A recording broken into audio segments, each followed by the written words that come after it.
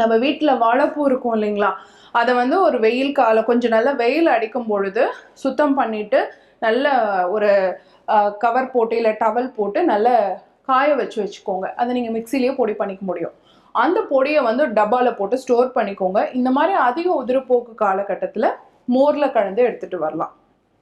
இதெல்லாம் என்னால் பண்ண முடியல டாக்டர்னா, நாட்டு மருந்து கடைகளில் மாம் பருப்பு பொடி கிடைக்கும். அதை நீங்கள் ஜஸ்ட்டு மத்தியானத்தில் வந்து பார்த்தீங்க அப்படின்னு சொன்னால் சாப்பிட்ட பிறகு மோரில் கலந்து எடுத்துகிட்டு வரலாம். இல்லைன்னா மாதுளை தோல் பொடி, நான் சாதாரணமாக மாதுளம் பழம் சாப்பிட்றோம் இல்லையா, அந்த தோலை காய வச்சுக்கிட்டு அதனுடைய பொடியை நீங்களே பொடி பண்ணி வச்சுக்கிட்டு ஒரு ஸ்பூன் அளவு எடுத்து சாப்பிட்ட பிறகு மோரில் கலந்து எடுத்துகிட்டு வரலாம். ஸோ வாழைப்பூ பொடி நம்ம வீட்டில் பண்ணது மோரில் எடுத்துக்கலாம், அல்லது மாம் பருப்பு பொடி அதையும் நீங்கள் மோரில் எடுக்கலாம்.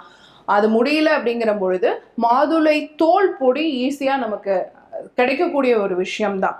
அதை நீங்கள் வந்து மோரில் கலந்து எடுத்துகிட்டு வரலாம். இதெல்லாம் பண்ணும் பொழுது என்ன நடக்கும் அப்படின்னு கேட்டிங்கன்னா, ஆக்சுவலாக இதில் எல்லாத்துலேயுமே துவர்ப்பு செய்கை அதிகமுடையதாக இருக்கும்.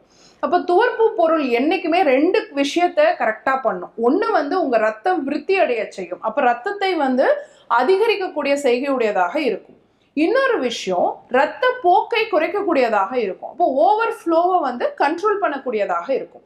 இந்த 2 விஷயமும் நான் இப்போ சொன்ன இந்த 3 மூலிகை பொருளையுமே நமக்கு கிடைச்சிரும்.